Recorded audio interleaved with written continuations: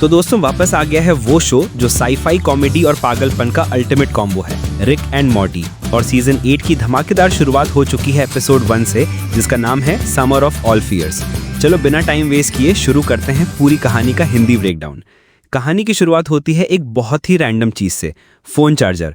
हाँ भाई, समर और मॉर्टी ने रिक का चार्जर यूज किया और वापस नहीं किया। अब रिक तो रिक है, छोटा मोटा गुस्सा नहीं करता। उसने दोनों को सजा देने के लिए सीधे फंसा दिया एक सिमुलेशन वर्ल्ड में।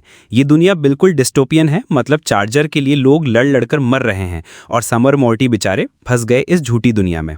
असल दुनिया में तो बस कुछ ही दिन बीते, लेकिन इस सिमुलेशन में समर और मॉर्टी ने पूरे 17 साल जी लिए। समर बन जाती है एक टेक जीनियस, यहाँ तक कि वायरलेस चार्जिंग तक बना लेती है। मॉर्टी मीनवाइल एक वॉरियर बन जाता है जो लगातार सर्वाइवल में लगा रहता है, पर साथ ही उसको PTSD भी हो जाता है, यानी लड़ाई झगड़े की यादें उसे तोड़ देती हैं। आखिरकार दोनों को समझ आता है कि ये सब रिक का ट्रैप है, और जैसे ही वो बाहर निकलते हैं मॉर्टी गुस्से में खुद रिक को फंसा देता है उसी सिमुलेशन में। लेकिन समर समझदारी दिखाती है, वो मॉर्टी को रोकती है और दोनों मिलकर वापस रियल वर्ल्ड में आते हैं। रिक फिर हमेशा की तरह अपना कंट्रोल ले लेता है और दोनों की यादें मिटा देता है ताकि वो सब भूल जाएं। पर सवाल ये है कि क्या सच में सब मिट गया या अंदर कहीं ना कहीं वो यादें रह गई हैं। अब आता है सबसे मजेदार twist, post credit scene. Summer pottery class join करती है, लेकिन वहां की औरतें निकलती हैं वैम्पायर्स। फिर एंट्री होती है बेथ की, जो उन सबको धूप दिखाकर साफ कर देती है। Pure comedy plus WTF moment. और आखिर में रिक अपनी पुरानी आइकॉनिक लाइन बोलता है, वबल उबर डब डब। फैंस के लिए नॉस्टैल्जिया मोमेंट, और यही बनता है एपिसोड का एंड। तो दोस्तों ये थी Rick and Morty season 8 episode 1 की पूरी कहानी। एक छोटी सी बात, फोन चार्जर ने बना दिया पूरा डिस्टोपियन नाइटमेयर। समर का टेक ग्लो अप, मॉर्टी की मेंटल ब्रेकडाउन और रिक की स्टुपिडिटी, सब मिलाकर एकदम मजेदार एपिसोड था। अब देखना यह है कि आगे एपिसोड्स में रिक और मॉर्टी किस नए पागलपन में फंसते हैं। अगर आपको ये ब्रेकडाउन अच्छा लगा हो तो वीडियो को लाइक करो, शेयर करो और चैनल को सब्सक्राइब करना मत भूलना। मिलते हैं अगले एपिसोड की कहानी में। जय रिक एंड मॉर्टी। बात करेंगे Rick and Morte season 8 episode 2 की, जिसका नाम है वैल्किरिक। इस एपिसोड में रिक और स्पेस बेथ की जोड़ी कमाल दिखाती है। एक्शन, भावनाएं और एक मुश्त बॉन्डिंग, सब कुछ है। तो चलिए शुरू करते हैं पूरी कहानी का मजेदार और आसान हिंदी ब्रेकडाउन। एपिसोड की शुरुआत होती है गैलेक्टिक डिफाइंस के HQ से, जहां वो लोग ग्रोमफ्लोमाइट क्वीन को असैसिनेट करने की तैयारी कर रहे हैं। स्पेस बेथ, रिक की स्पेस वर्जन बेटिया, खुद जाकर मिशन पर निकलती है क्योंकि डिफाइंस पूरी तरह महामंडली में उलझा हुआ है। लेकिन क्वीन तो पहले ही किसी और ने मौत के घाट उतार दी होती है। बेथ परेशान होकर रिक को कॉल करती है, डैड सॉरी, लेकिन ये तय तो अब तुम्हें ही करना होगा। और रिक एज यूजुअल तुरंत टेलीपोर्ट होकर अंदर आ जाता है और शुरू हो जाता है उनका धमाकेदार गैंग अप। रिक और बेथ HQ लौटते हैं, लेकिन रिक अपनी बातें किस्सा करते करते बेथ को डिफाइंस से निकलवा देते हैं। मतलब वो वहां तक निकाल दिए गए जहां रिक की गलती रही। मगर बेथ नहीं रुकती, उसे पता लगाना होता है कि सच में क्वीन की मौत किसने की। लाइव न्यूज पर क्वीन की अलाइव की फुटेज दिखने लगती है। मत इससे बेथ का कंफ्यूजन और बढ़ जाता है। रिक और बेथ मिलकर इन्वेस्टिगेशन शुरू करते हैं। उन्हें पता चलता है कि असल कल्प्रिट है फेंटाबिलस, जो क्वीन का पर्सनल डॉक्टर था। लेकिन तभी एक म्यूटेटेड सुपर सोल्जर ग्रोमफ्लोमाइट अटैक करता है और मरते ही स्पोर्स छोड़ता है, जो दूसरे ग्रोमफ्लोमाइट्स को म्यूटेट कर देता है। फेंटाबुलस की योजना है कि क्वीन को हटाकर एक रोबोट क्वीन लगा दी जाए, जो स्पोर्स फैलाएगी और पूरे ग्रोमफ्लोमाइट रेस को अल्ट्राफ्लोमाइट में बदल देगी। तो दोस्तों रिक एंड मॉर्टी सीजन 8 का तीसरा एपिसोड आ गया है और इसका नाम है the Rick, the Mort and the ugly. ये एपिसोड थोड़ा अलग है क्योंकि इस बार फोकस हमारे मेन रिक और मॉर्टी पर नहीं, बल्कि उनके जैसे ही एक और रिक मॉर्टी जोड़ी पर है। और कहानी एकदम वेस्टर्न स्टाइल रिवेंज ड्रामा जैसी लगती है।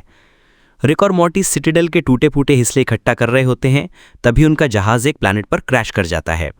वहां उन्हें मिलता है होमस्टेड रिक और उसका मॉर्टी, जिसे आर्केड मॉर्टी कहते हैं। ये दोनों सिटाडेल से दूर गांव जैसे माहौल में रहते हैं। होमस्टेड रिक खेती करता है और आर्केड मॉर्टी ज़्यादातर गेम्स खेलता है। देखने में ये दोनों बिल्कुल सिंपल लगते हैं, लेकिन शांति ज़्यादा देर नहीं टिकती। अचानक कुछ क्लोन रिक्स वहां आ धमकते हैं। ये क्लोन्स नए सिटाडेल बनाने की कोशिश कर रहे होते हैं और उनके लिए मॉर्टीज चाहिए क्लोनिंग मटेरियल के रूप में। वो आते ही आर्केड मॉर्टी और बाकी मॉर्टीज को पकड़ लेते हैं और होमस्टेड रिक की पूरी जगह तहस नहस कर देते हैं। होमस्टेड रिक को गुस्सा आ जाता है। उसका घर जल चुका है, पालतू जानवर मारे जा चुके हैं और उसका मॉर्टी भी छिन गया है। अब वो बदला लेने की ठानता है। वो हथियार उठाता है और निकल पड़ता है क्लोन रिक्स के ठिकाने की तरफ। आर्केड मॉर्टी भी उसके साथ जाता है। अंदर जाकर उन्हें पता चलता है कि होमस्टेड रिक दरअसल वही साइंटिस्ट था जिसने शुरू में मॉर्टीज की क्लोनिंग सिस्टम बनाई थी। यानी वो भी इस गड़बड़ी का हिस्सा था। तो दोस्तों, रिक एंड मॉर्टी सीजन 8 का चौथा एपिसोड है the last temptation of Jerry, और इस बार स्पॉटलाइट है जेरी पर। हाँ जी, वही जेरी जिसे हमेशा बेवकूफ़ी का सिंबल माना जाता है, लेकिन इस एपिसोड में उसकी ज़िंदगी ईस्टर बनी की वजह से पलट जाती है। तो चलिए शुरू करते हैं पूरी कहानी। एपिसोड की शुरुआत होती है ईस्टर फेस्टिवल से। स्मिथ परिवार में सब लोग नॉर्मल ईस्टर एग सजाने में लगे हैं। जेरी हमेशा की तरह हल्का फुल्का बेकार जोक्स मारता है और बाकी सब उसे इग्नोर कर देते हैं। लेकिन तभी अचानक जेरी को मिल जाता है एक अजीब सा ईस्टर बनी। ये कोई क्यूट बनी नहीं है, बल्कि बोलने वाला, मिस्टीरियस और थोड़ा क्रीपी बनी है। बनी जेरी से कहता है, तुम्हें सब लोग हल्के में लेते हैं, लेकिन मेरे साथ आओ तो तुम्हें रिस्पेक्ट और पावर मिलेगा। जेरी सोचता है, अरे वाह, आखिर मुझे भी कोई सीरियस लेगा, और फिर वो इस बनी के पीछे पीछे एक अजीब मैजिकल वर्ल्ड में चला जाता है। उस मैजिकल ईस्टर वर्ल्ड में जेरी को ट्रीट किया जाता है जैसे कोई चोजन वन हो। वो लोग उसे लीडर जैसा मानते हैं। जेरी भी धीरे धीरे इस पावर को एंजॉय करने लगता है। उधर घर पर बाकी फैमिली नोटिस करती है कि जेरी मिसिंग है।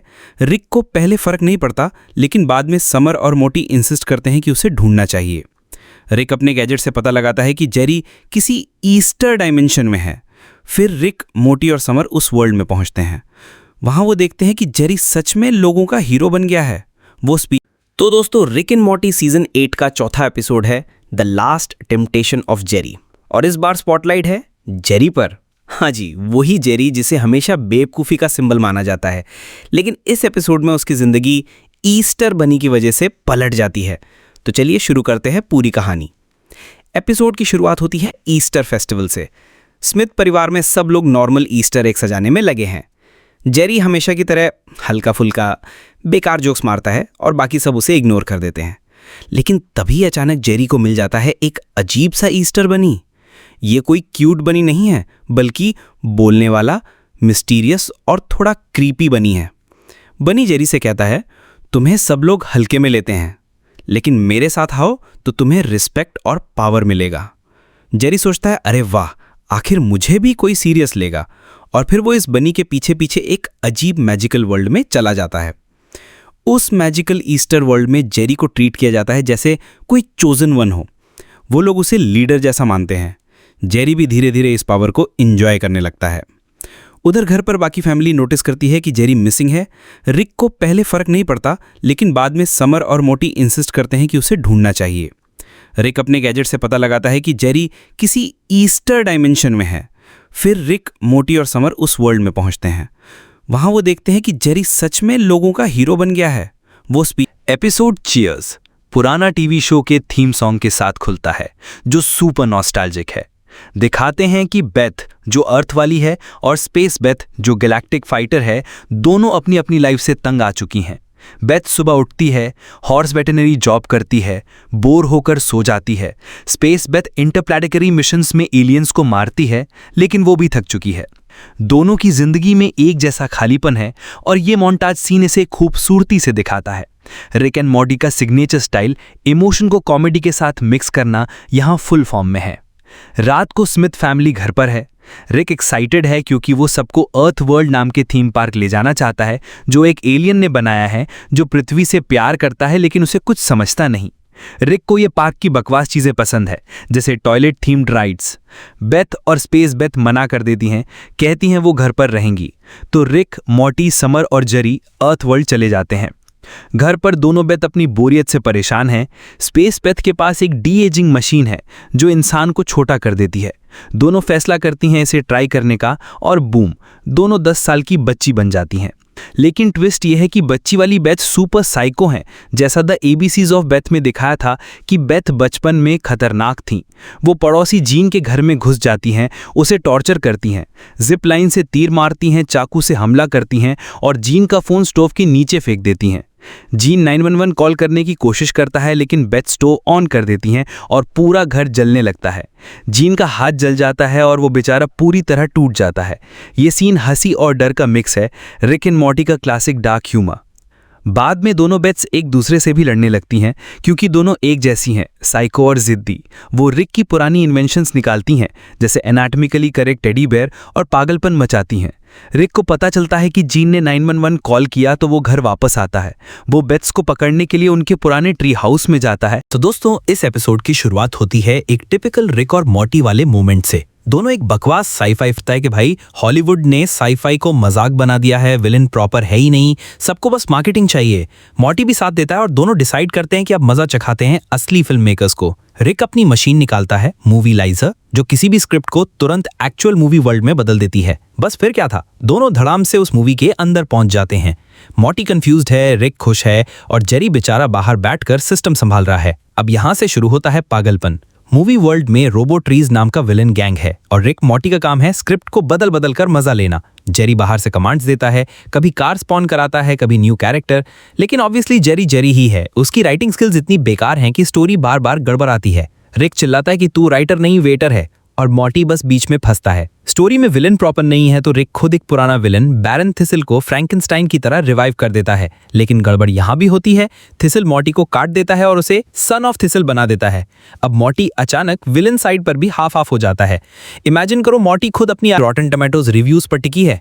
मॉर्टी घबराकर कहता है, ओ गॉड प्लीज ट्वाइलाइट रीमेक में मत फंस जाना, और यही जोक के साथ कर्टन गिरता है। तो दोस्तों, रिकर दैन फिक्शन पूरी तरह मेटा एपिसोड था जिसमें हॉलीवुड, डीसी, मार्वल सब पर तंज कसा गया। दोस्तों, ये जो नोमोर्टलैंड है ना, ये आखिरकार सीजन 8 का फिनाले है। और गेस व्हाट, इस बार हीरो कोई नहीं बल्कि हमारा लवेबल लूजर जेरी है। हाँ यार, वही जो हमेशा समझा जाता था कि उसे देखा ही नहीं जाता, वही चमकता है पूरे एपिसोड में।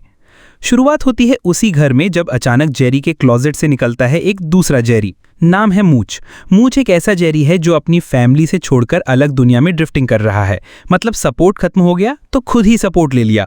मूच बताता है कि हर जेरी की जिंदगी में एक सीक्रेट इंटरडायमेंशनल पाथवे होता है जिसे वो द रोड कहते हैं। बस क्लोजेट ही उसका गलफड़ा होता है। थोड़ा हेजिटेंट होकर भी जेरी मूच के साथ मल्टीवर्स की तरफ निकल पड़ता है। अब शुरू होती है वो मज़ेदार गुत्थी। उन्हें मिलते हैं अलग अलग रियलिटीज़। एक जहां सब बोलते हैं बस ब्ला, हंसी रोके नहीं रुकती। एक जहां स्मिथ फैमिली फ्रीजिंग टेम्परेचर में खो गई है, और ऐसी ऐसी विचित्र दुनिया की जेरी का दिमाग झूम उठता है। पर फिर सब सस्पेंस ने ट्विस्ट लिया। उन्हें वापसी का रास्ता द गेट अवे मिस हो जाता है। मूच कहता है कि वापसी का जो रोड है वो सिर्फ रिक मानते हैं कि जेरी के लिए द रोड एक नई जिंदगी हो सकती थी, पर जेरी ने अपनी दूसरी जिंदगी को त्याग कर फैमिली चुन ली। Rick's version of good is not really good. Jerry likes what he has, so he decides not to go to the road anymore. और इसके बाद जो फनीएस्ट पोस्ट क्रेडिट सीन आता है, रिक और जेरी दोनों नेकेड काउच पर बैठे हुए पॉपकॉर्न खाते एक survival show naked and alone देख रहे हैं।